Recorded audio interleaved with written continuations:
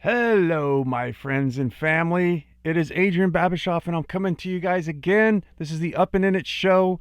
If you're new here, this is where we help you live a better life through gaining more independence and freedom, exploring alternatives to the daily grind, moving from surviving to thriving, and just living life raw. This is Slab City. For those of you who do not know, Slab City is deemed one of the last places on planet Earth that's actually free. What does that mean? For those of you who don't know, Slab City is located near Salton Sea in the state of California. It's very hot desert, and it is a place where some say, you know what? I give up. I'm done. I don't want to live on the streets. I just want to go be free and do whatever I want. And that's exactly what my mom did. She went and lived in Slab City, where you can actually build a house out of pallets, dig holes in the ground, live in a tent, live out of your car, do whatever pleases you. It gets a little rough. There's some beautiful stories about it. There's some hardships. First of all, I want to say, you guys, it might be surprising. My mom is actually one of my best friends, if not the best friend. We let it roll off the cuff. We're unorthodox, and this is the way we are, man. We let it out, we speak it like it is, and we like to have fun, and we like to just mess around with everything and jokes. So I think it could, if you have children in the car or you have angel ears, I think maybe you might not want to watch the show. But if you're interested in freedom and an alternative to the daily grind, then you might want to tune in. This is definitely an option, not my option. I would like to visit to check it out. Give it a listen. This is a 5-part series, and I hope you guys enjoy. Look like a nun. A nun is someone who doesn't get any. Like what? A nun is someone who doesn't get any. She gets none. None. 9. 9. Dish liebe dich. It gets in the pool. Are we recording? We're on. Oh. So, Here we are. of all these experiences, Which ones do we want to speak of the first? so with all your experiences of growing your own food, living in a third world country, living in slabs, living on the road, what would be your recommendations for people who are seeking freedom? Well, that's awesome that you just drew in like 3 huge differing situations to culminate into one idea and one concept. Freedom on the road? None of those have anything to do with freedom on the road. No, freedom in general. Freedom in general, okay. Well, be free. Let's pretend that's not even there. No, I'm just saying,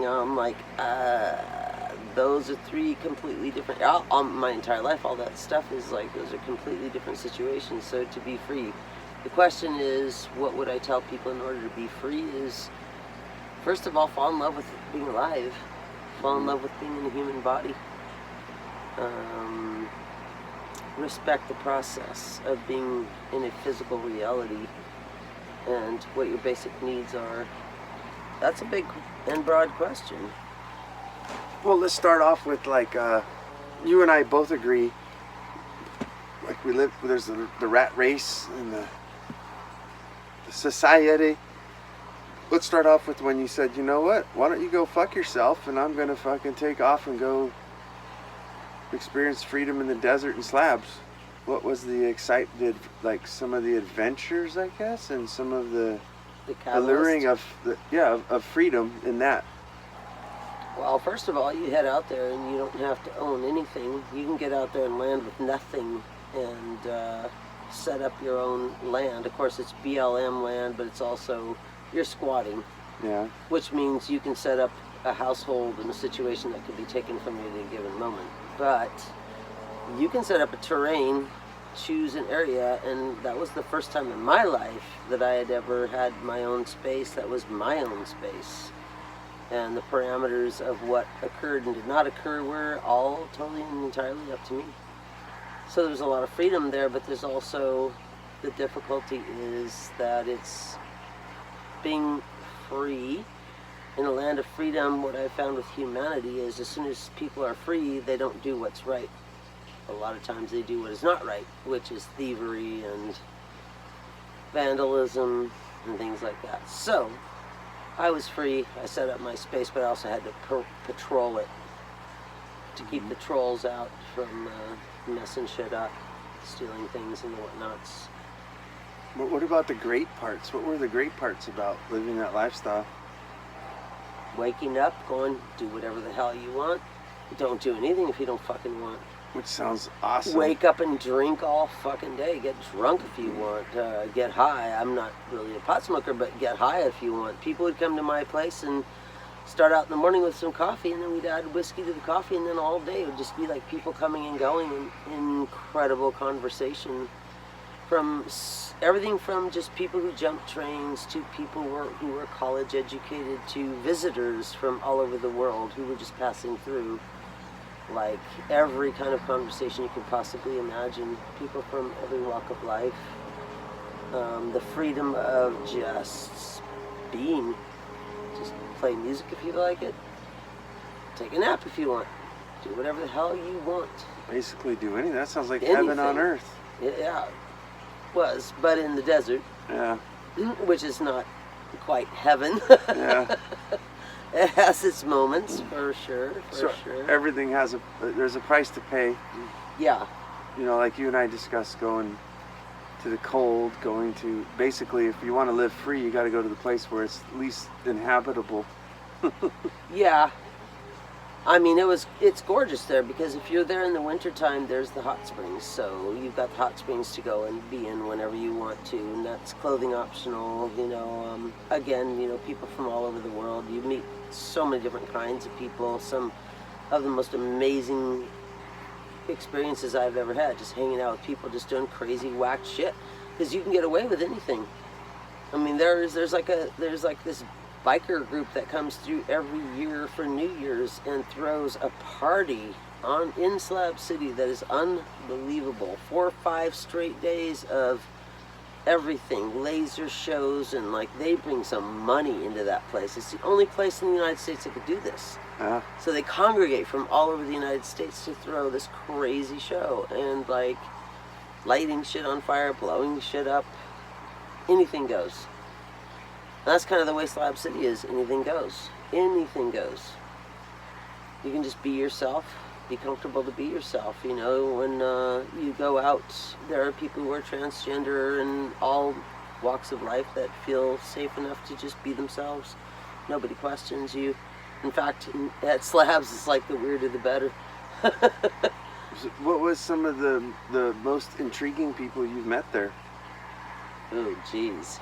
So many intriguing people. I loved the train kids. These kids that ran away from home at an early age for a lot of different reasons. Home was really not a good place to be. Ended up jumping trains and traveling the country. Very, very free. Really, like, the crazy thing is, on the outward appearance, they're very hostile. Mm-hmm. But they're just sweethearts on the inside. If you just spend a few minutes with them, like, they're awesome. They will give you the shirt off their backs. That is the thing I did find all the way across the board in Slab City, is that, in fact, not just Slab City, but anywhere I've been, is homeless people who are living a hard life will give you the shirt off their back. Yeah. I've never seen such sharing and such camaraderie and I got your back kind of thing, Yeah. Beautiful. Freaking beautiful. Blows your mind, really. Well, you gotta almost be a hard person to live that train hopping and getting hassled by the man. Yeah, but you also have to, as a tribe of mankind, people learn to, we're all orphans in a way, so disenfranchised, it's like that you also learn to adopt everybody as your family if they're worthy of it. So you meet these people, you only know each other for a couple days and that's it. It's solidified. You're fam. Yeah. And you're there for each other, and the level of fun is the thing that got me. The spontaneity and the craziness, like seeing people like skateboard off of a fucking van and shit, straight on the skateboard, snap the skateboard, and they're all pissed off that they snapped the skateboard, but I'm like, but you did it! Like there's skate park in Slab City. There's everything in Slab City, really. It's just difficult to describe if you're there long enough. Like, a lot of people just come through for a few days as tourists, but it's like, if you stay there long enough, it's the kinds of people you'll meet and the quality of the situations, the live music and the food. Oh my gosh, everybody, it's like you will not go hungry there. Yeah. If you're a person that's destitute, I've seen kids come through there, like 15, 16-year-old kids that are just like ran away from home. They got nothing. They're in a pair of shorts and a tank top. And within 2 to 3 days, they got everything they need to stay there on their own, you know? Tents and sleeping bag and clothing and food and whatever they need. It's like everybody takes care of each other out there. So that's pretty unusual as well. In a desolate place. Right? There's actually quite abundance. Yeah, because everybody shares. Whatever you got, you share. So Unless you're an asshole, and that will show up really quickly. If you're an asshole, you fucking get, like, you're ousted. You stay there. I'm not saying that you're out of Slab City, but you know, you're ousted. If you're an asshole, everybody will shun you, and you won't have a place to piss in. If you're a good human being who's not out to hurt anyone, and you know, it's like there's no end to the fun. So it's kind of like what we're talking about with community. Sounds like there's a lot more community going on out there. To a large degree, yeah. Yeah. I mean, you'll find with human nature, human character, that's what you'll find is that people in despair, people who are in a state of poverty and whatever, it's like get backed in a corner. You learn about who and what you are and and what the people around you are, and then that's where you have to work together in order to survive. Unfortunately, that's true of human nature. You see any huge catastrophe, cataclysm, that all of a sudden, you know, it's on the news and everything, like, oh my gosh, people are just like working together, helping each other, this and that, and then months later, after everything's gone, where are they at? Where's that attitude? Back to the 9 to 5. Right, everybody's back to their, you know, business as usual. You know, whereas with people who live on the road, I mean, because like at Slab City, you've got the rainbow people. They follow the rainbow gatherings all over the country, and that's all they do. Yeah. And there's always food. There's always everything you need. They get by. They gas jug, which means you go and you know, beg for gas. Not my thing, but you know, people work it out. They somehow work it out, and it's pretty phenomenal. There are a lot of really intelligent and well-educated people doing this. They just look at society and look at America, and they're just like, nah. Not doing it, not doing the 9 to 5, not doing to get the house and the white picket fence and all the bullshit. Disenfranchised, I put it. So you were able to go there and stake your claim on a piece of property. Mm-hmm. What did your property like look at? What did it consist of? Well, I didn't just like go stake a claim. Oh, okay. I was there. I had gone off and on, back and forth for 2 years to get to know people, places, areas. It's like any community. There are borders and areas, bad areas and good areas, right? So I went there and I saw, I joined a group of people there. We had a fantastic community. Oh my gosh. It was called Goonies. It was on YouTube. Like, it was freaking phenomenal. And anyway, that fell apart. But I ended up with, my space was on the property that they had all held originally. And it was in a good area where most everybody watched out for each other. It was a good neighborhood. So it's kind of governed by the Goonies, like this particular area. No, it's not anymore. It was at the time. The community I was in was called the Goonies. Yeah. And then that dissipated. But what I'm saying is that there are neighborhoods where you've got people a little more watchful, a little more careful. Mm-hmm. You got meth areas. You've got Slab City is a big area. I can't remember. I think it's like I don't remember. 60 acres, bigger than that.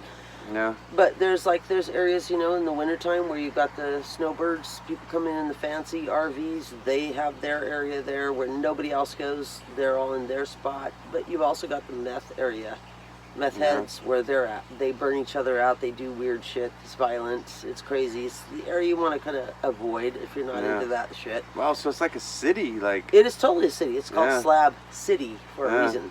The area I was in was more steady. Like a lot of those people were Vietnam vets that basically they were just conscious human beings, you know, good people that couldn't afford to live out in society, so they were there setting up their lives, and so everybody kept an eye on each other. Yeah. So we were in that was a safer part of town, but still Yeah. crazy. It's still crazy because human nature is what it is. If you give them freedom rather than do the right thing, they do the wrong thing, which is become lawless. Yeah. But yeah, I mean, and every year changes there. It's really weird. You know, there's only about, when summertime comes, there's only about 150 permanent residents, and then in the winter time, peak season, fall, winter, early spring, it can swell up to 5,000 to 6,000 people. So from 150 in the summer to 5,000 to 6,000 people. A little bit of a difference there. Oh yeah. Well, what was the element, the freedom, what was I don't want to say the romanticism or anything, but like... It is romantic. Yeah, what was that what did it feel like to fucking live off, there's no rent, there's no taxes, there's no fucking nothing. No nothing. You just do whatever the fuck you want. Like, what the fuck does that feel like? Feels pretty goddamn good. Yeah. It's changed now. When I was there, like, it was the internet was just coming in, a little more internet aware, but it's basically you're living out in the desert. And an example of that, it's like on that same vein, but we had a horrendous storm. Like, the rain was horrendous. We got just washed out hardcore. Most everybody there was not ready for rain because it doesn't rain there very much, and we got rained on. And it was a rough night. You know, a lot of people just really suffered who were in tents and all this sort of shit. So then the rain dissipated because it's a desert, it soaks in, and the sun came out in the morning, and I remember stepping out of my camp and hearing live music. There were people out in the sunshine playing music, guitar and ukulele. There were other people out doing flow arts, which they were doing all kinds of different things with the baton things you light on fire, practicing with that. And it's like looking all the way around the lines. It's just people came out of their spaces just doing cool creative shit. The sun was out. Another day. Fuck what happened last night. That was rough. Yeah. Who cares? Life goes on. I mean, you'll basically like be sitting there, you'll smell breakfast, and somebody will come by and, hey, we're making breakfast. Do you want some? Come on by. Yeah. We got some breakfast burritos or whatever, or like food is like not a thing. You can go pretty much anywhere, and people be like, yeah, we're making lunch. Come on by. We got tacos or burritos going on, or, you know, asada or vegetarian food, vegan food even. We have, you know, there were all walks of life there, so it's like everything. Really? There's vegans in Slab City? Oh, big time. I didn't know that. A lot of rainbow gathering people go Oh, there. yeah. Lots of rainbow people go there, so there's a lot of vegan stuff, a lot of vegetarian. I'd like an acacia thorn taco, please. Yeah, can you hold the lizard? I'll hold the lizard, but I don't know if he's going to like it. Yeah, like I said, you get pretty much everybody and everything out there. But good people. Like, it was amazing to me to be in the hot springs. Like, you can run across pretty much anyone. That's everybody's bathing spot, was the hot springs. But you can go there at sunrise. I've met people who were from, like, Washington State, in their fancy RV and this and that. Absolutely wonderful, cool people.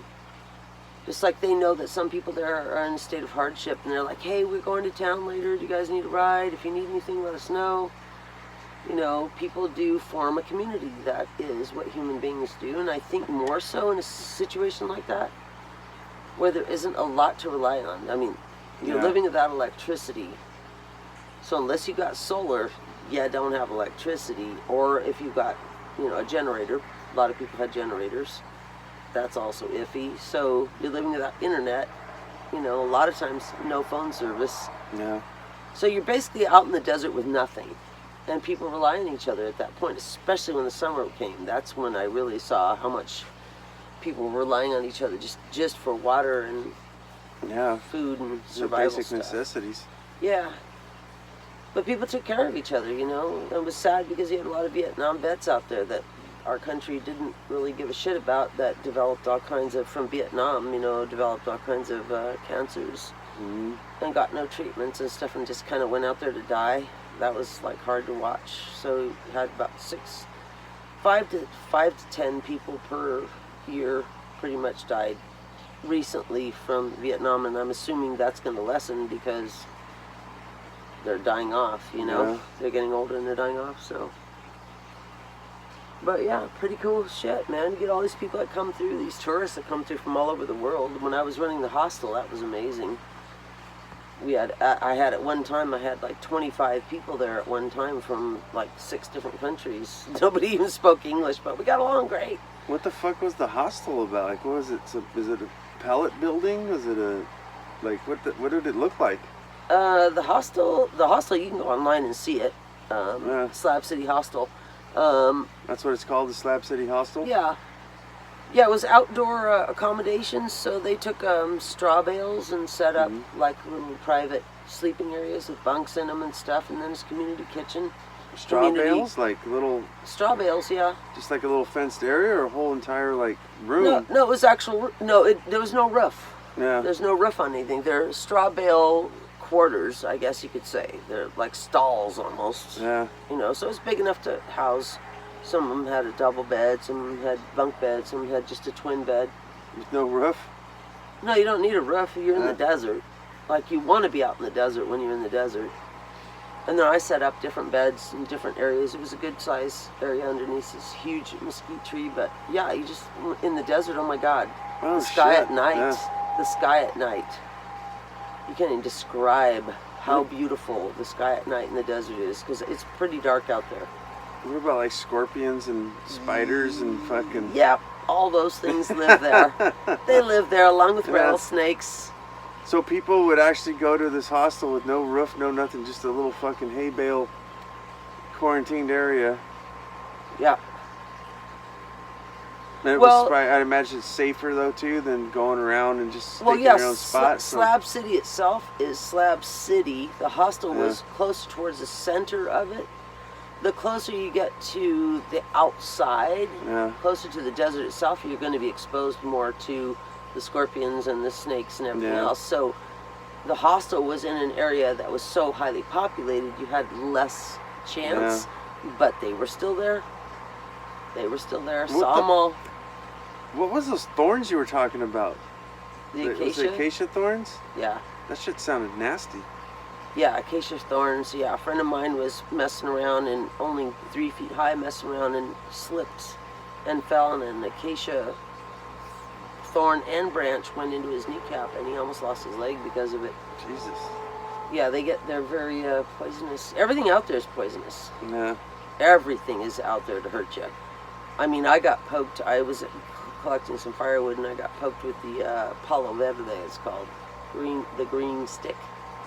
I got poked with it. Within an hour, it was infected. Yeah.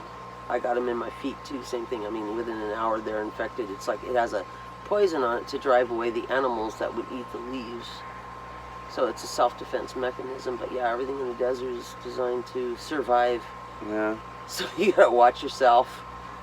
Yeah, scorpions. I had a centipede up my pant leg. I was so brilliant. I slept on the floor on a piece of carpet at the hostel in a pair of jeans. I got up and I went to sit down, and I was like, oh, there's a weird lump in my pants. I was like, what is that? That's weird. It's not me. And I'm like, oh geez, stood up, smacking the shit out of it, and it finally fell out of my pants. I don't know how it didn't bite me, but yeah, it was a scorpion, good 4 to 5 inches long. Yeah. Yeah, I saw, not scorpion, I'm sorry, centipede. Yeah, I saw glass scorpions, which are the most poisonous out there. Quite a few glass times. Scorpion? They're called glass scorpion. Yeah. Their bodies are almost transparent. They're small, but they're super toxic. Yeah. Yeah. Yeah, we had those guys out there, tarantulas, rattlesnakes. Everybody out there eats them. Whatever it is, they'll eat it. They're humans. Eat it! What did you say? You ate a fucking one of those flies? The horse flies or the bombers? No, the bomber flies. No, I eat them. I bit their heads off. Yeah. They were hard to kill. Those things were awful. They would just sting the shit out of you.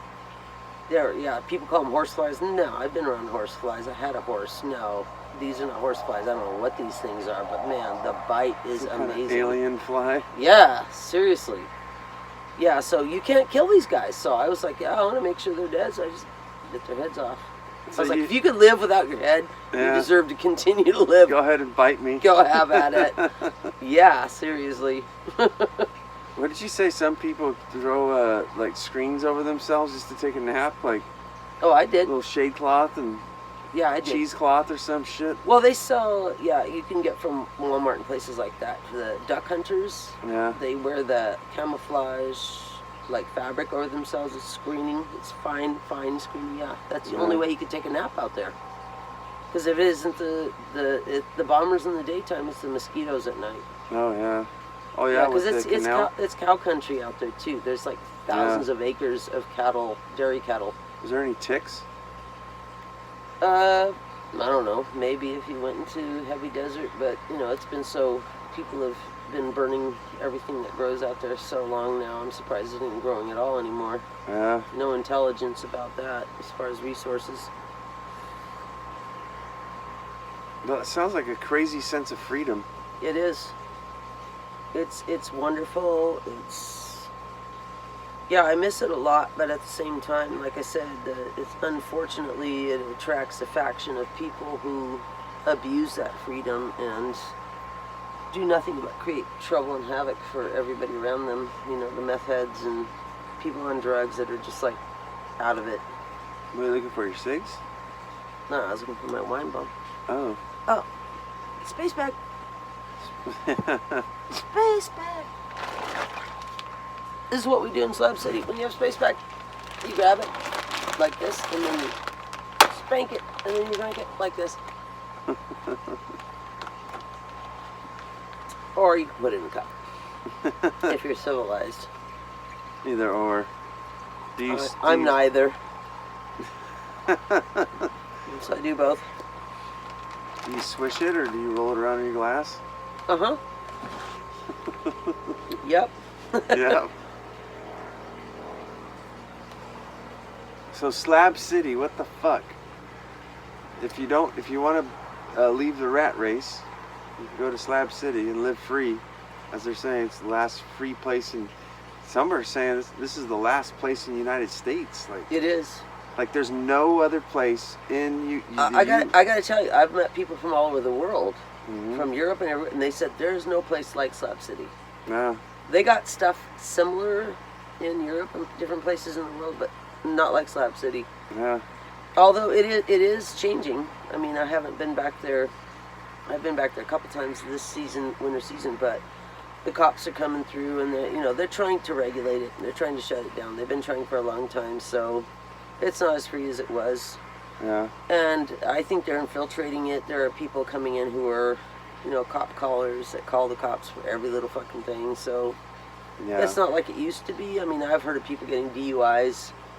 Whereas really? before, yeah, getting a DUI right outside the range, which every Saturday night there's live music at the range. They got a DUI at the range. I've never heard that one. I've seen the cops walk right through the range. Yeah.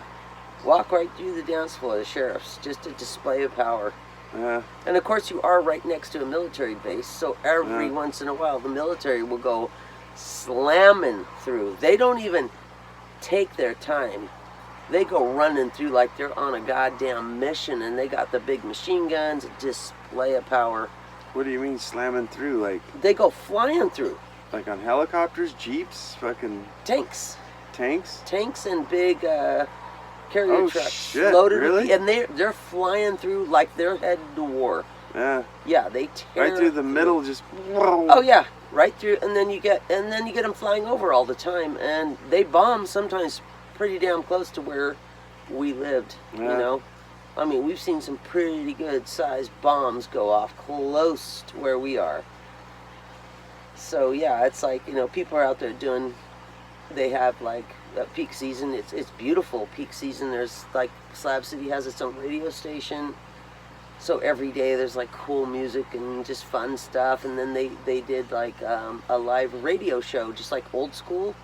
Before movies, the talkies came out, there used to be radio shows where people would act out a radio, like a series. Yeah. They did that, and all this sort of stuff. And then there's like yoga every day. But I was cracking up. I'm like, yeah, they're out doing yoga, and then there's like, the military blowing shit up close by, like, ow. I am at peace, baboosh, right next to you, like, it's kind of tough. You know, it's interesting with Terrence McKenna. I was listening to that podcast or that lecture, and he was saying that nothing really lasts. And I think we were talking about it. You were saying that you've met some really fucking bitchin' people, but then end up moving, then end up dying, or something would happen. Like, all things change for sure. yeah, it seems like in a place like that, like, it's ultimate freedom, but there's definitely consequences and stuff that are in play. Like, well, I think if the summer wasn't so harsh, that it would be different. How hot does it get there? It got 132 when I was there. Jesus, 132? Yes, it got 132. That Okay. held out for 5 days straight. That's like fucking Australia, like. Yes, outback shit. Jesus fucking That held out Christ. for 5 days. Okay, that's hot. Yeah. Like, what the fuck do you do in 132? The same thing anybody does in Sahara, Gobi, any other desert in Wow. the world is what I research. Is like I swaddled myself in cotton clothing, Wow. as well as my dog, and kept us wet with fans on. How long did you make it out there? A year. A year. You went through all seasons. Yeah, well, I was there for 2 years before I moved there, off and on, all seasons. I went in summer, winter, spring, whatever, just checking it all out and checking it out before I moved there. I wanted to know what I was doing, what I was getting into before I moved there. I also wanted to know the hierarchy, because human beings are like that. Yeah. Who should I avoid? Who should I be concerned with and, make friends with and that sort of thing, right?